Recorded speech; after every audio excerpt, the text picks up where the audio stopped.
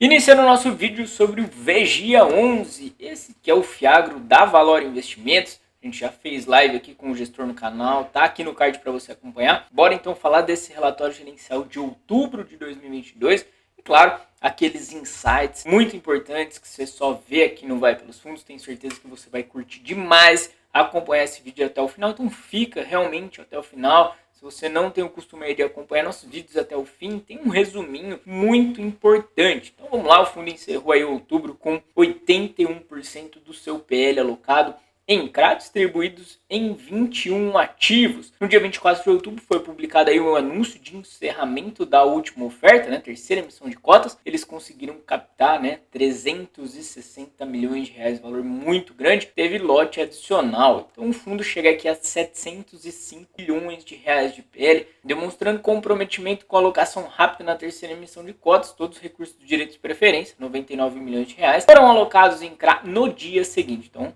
muito legal aí, esse é um lema dentro da Valora, captar e alocar muito rápido. Dentro do mês o fundo adquiriu um total de 72 milhões de CRA, sendo 35 milhões da Fiagro na curva de CDI mais 5,15, 37 milhões no CRA Cotribá, uma cooperativa, ok? A gente vai falar um pouquinho mais dessas operações em CDI mais 3,8, então bem abaixo aí do que o fundo costuma comprar. Depois ele vendeu também 17 milhões no CRA Langiru, 25 milhões também no CRA Langiru 2. A aquisição de parte do CRA Fiagro e Cotribá foi realizada de forma transitória para garantir a alocação rápida desses recursos da terceira emissão e buscar sempre o melhor rendimento. Então, dessa forma, a gestão ainda planeja reduzir essa posição nesses dois ativos e investindo em novas operações. Então, um ponto importante aqui, a gente vai ver que a Fiagro está com uma representação muito grande dentro do PL e, como a gente viu, o CRA Cotribá veio com uma taxa mais baixa do que é comum dentro do fundo. Então, fica aí a explicação. O fundo encerrou o mês de outubro aí com 36 mil cotistas, avanço de 55%. É o fundo com mais cotistas, incrível os números que a gente está chegando aí nos FIAG. DRE do fundo, outubro aqui a gente olha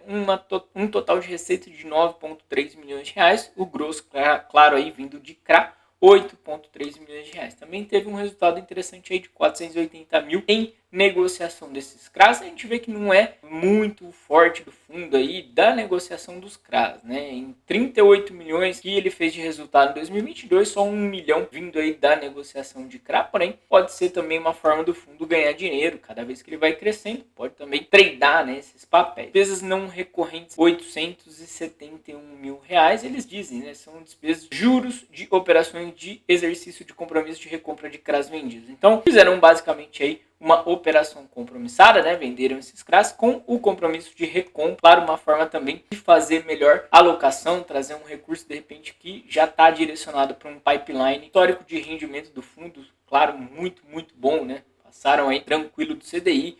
Esse 0,14 que distribuíram agora em outubro representou CDI mais 5,72. Então, para quem tem a meta de bater o CDI, bater a Selic, a gente sabe que está 13,75. Não sei se vai passar um pouco mais aí nessa reunião do Copom. Estou gravando o vídeo antes, mas a gente sabe que não está fácil em renda variável conseguir bater o CDI com tranquilidade. A gente tem que ser honesto. E aí os FIAG vêm com uma opção muito interessante. Olhando a carteira de ativos, algumas coisas que eu quero destacar. Primeiro ponto, duration. A gente vê, e essa é uma dinâmica comum dentro dos FIAG, duration mais curtas do que a gente vê nos fundos imobiliários. 7, 2.4, 1.8, 1.5. Nos FIIs a gente vê coisa mais próxima dos 3, 3,5. Então é comum, é algo natural dentro dos FIAGs, essa duration mais curta. Indexação, aqui no caso do Vigia e boa parte dos FIAG, 100% no CDI aqui na carteira. E olhando por segmentos, que o grosso vai estar em distribuidora, que é focado em revenda de insumos e defensivos agrícolas, vai estar em cooperativa. Tem aqui uma operação de indústria vindo da Granol,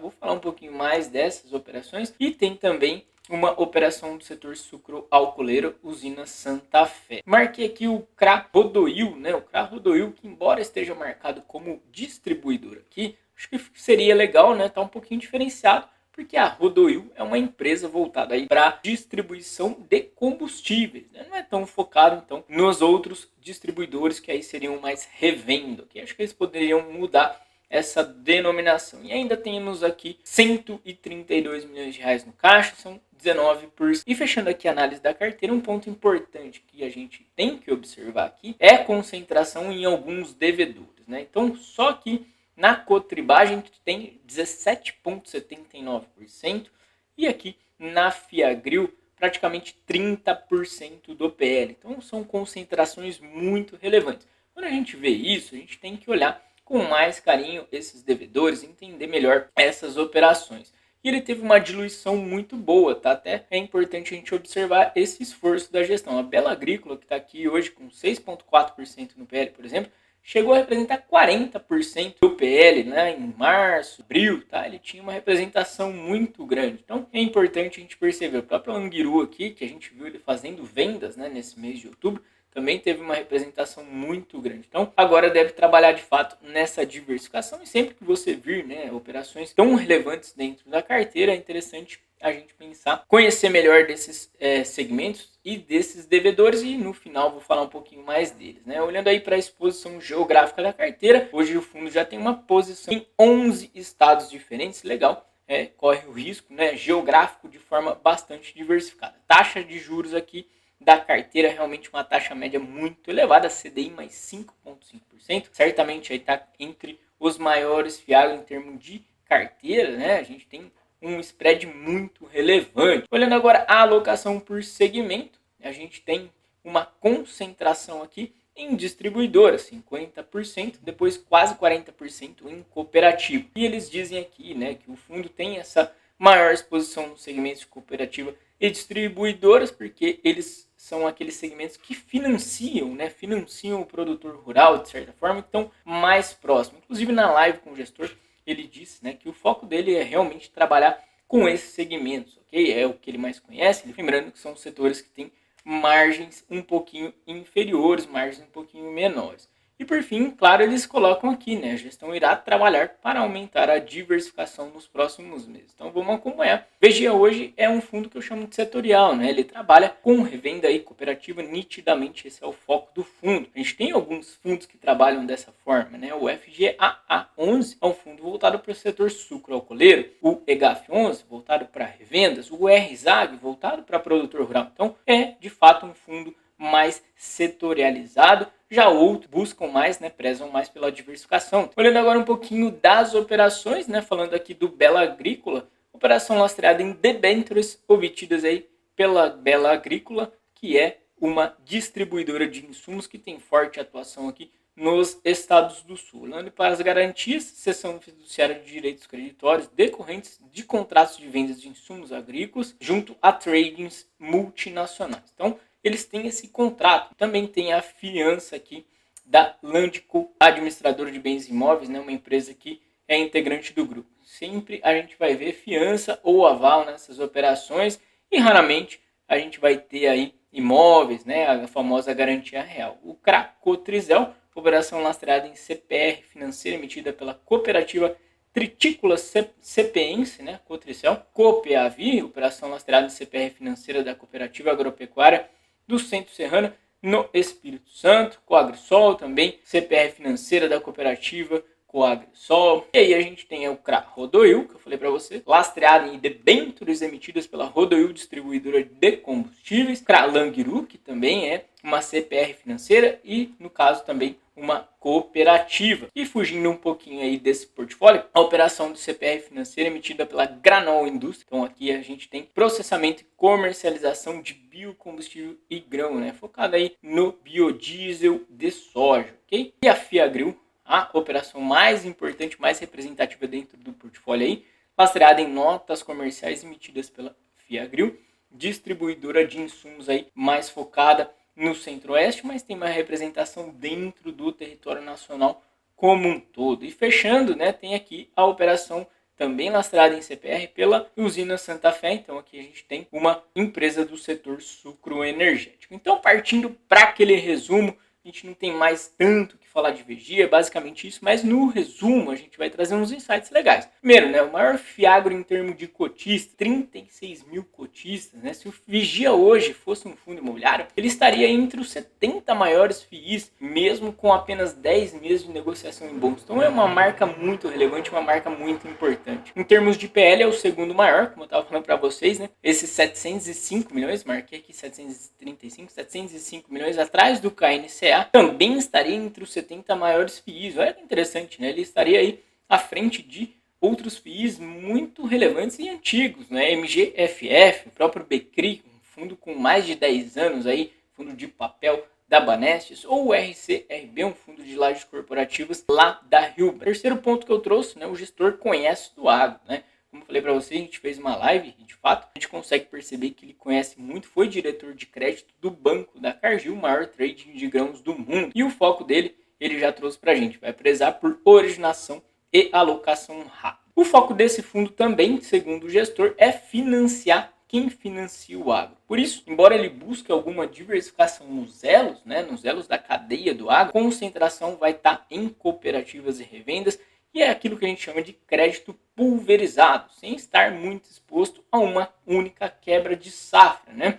Em termos de finalidade, ele quer aí financiar prioritariamente OPEX, né? É mais ou menos o capital de giro, e com garantias líquidas, né? Não quer muito aquela questão de garantia real, de ter que executar ali uma fazenda de repente, tá? Então sempre que você olhar para o Vigia, pensa isso. O foco dele é crédito pulverizado. Quer ter ali uma base de 100, 200 CPRs financeiras que estão lastreando aquele CRA, tá? E de repente se um produtor, outro produtor, ou alguns produtores, que seja 10% dessa carteira, comece a dar problema, né, dentro desse CRA, primeiro que ele consegue fazer uma troca, né, dessas CPRs junto ao tomador do crédito, e segundo, que realmente dá uma diversificação, uma pulverização muito importante. Interessante, né? Ver que ele transita em duas frentes e isso vai mudando conforme a alocação em cada emissão, né? Em janeiro, quando o fundo surgiu, ele tinha praticamente aí 50-50 entre cooperativa e revenda. Em março ele já tinha 60% em revenda, sendo 40% do PL apenas para a Bela Agrícola, como eu falei para vocês, né? Chegou a representar 40%. Em junho já era invertido, 60% do PL focado em cooperativa e só 22% em revenda. E agora em outubro novamente 50% revenda, 40% cooperativa. Então como eu disse para vocês, um fundo aí setorial hoje focado em esses dois segmentos principais. Carteira hoje com os maiores spreads, como eu falei para vocês, CDI mais 5,5%. Então, olhando aí em termos de taxa, também um fundo interessante para você estudar, pensar se vale a pena ou não colocar na sua carteira. Chama a atenção que o fundo, embora diversifique em operações, tem preferência para trabalhar com um grupo específico de tomadores. Nas revendas a gente tem principalmente aí Bela Agrícola, Fiagro, e tem a distribuidora de combustíveis, a Rodoil, e nas cooperativas Cotricel, Coagrisol, Cotrisul e Copagril. Breves dados dessas tomadoras, então, para auxiliar vocês, né? Sempre comento, quando tem uma posição grande, a gente tem que olhar na minúcia quem é o tomador, como é que foi feito o CRA. Então, estou trazendo aqui alguns dados para vocês. Tenho certeza que vocês não conseguem ter tempo de procurar tudo isso, então estou trazendo para vocês. Bela Agrícola, por exemplo, uma das maiores revendas do país, tendo 75% do business dela relacionado à produção de soja e tem uma concentração aí no estado do Paraná, embora atinja o Sul e o Sudeste. Dados de 2021, tá? Uma carteira de 8.500 clientes pelo Brasil, atua com fornecimento de insumos, acompanha a safra e também atua na venda de grãos a tradings. A receita líquida dela em 2021 foi de 4,4 bilhões de reais, EBITDA de 188 milhões de reais e o lucro líquido de 60 milhões. E aqui a gente vê a principal crítica, né? Como eu estava dizendo para vocês, em cooperativas e revendas, as margens são muito baixas. Olha essa margem EBITDA, né? Embora ela tenha uma receita tão grande, 4,4 bilhões, a margem EBITDA é só de 4,3% e uma margem de lucro só de 1,3%. Olhando agora em endividamento, sempre gosto de passar por isso, né? Dívida líquida EBITDA de 3 vezes, então tá tranquilo. Endividamento. Copeave, só trouxe aqui a informação que a maior empresa agro do Espírito Santo tem aí cerca de 500 milhões de reais de faturamento anual, não consegui muitas informações. Cotricel, faturamento aí de 1 bilhão de reais em 2021, mais de 7 mil associados, né? Então mostra o tamanho dessas cooperativas. A Rodoil, uma distribuidora e rede de postos de combustíveis, tem força, especialmente aí no Sul. Quem está vendo a gente do Sul pode falar para a gente nos comentários, né? Mas ele já está atuando aí em 7 estados, trouxe em 2022 a primeira operação para o estado de São Paulo, inclusive na capital de São Paulo. São 500 postos bandeirados e ainda atende aí 1.500 postos de bandeira branca. Faturamento em 2021 foi de 5 bilhões de reais. E a expectativa para 2022 fechando aí em 7 bilhões de reais. A Granol é a maior produtora de biodiesel do país e uma das maiores produtoras de óleo de soja, né? Você deve conhecer aí no supermercado a marca Granol. Em 2021 fez 6,1 bilhões de receita e EBITDA de 660 milhões de reais.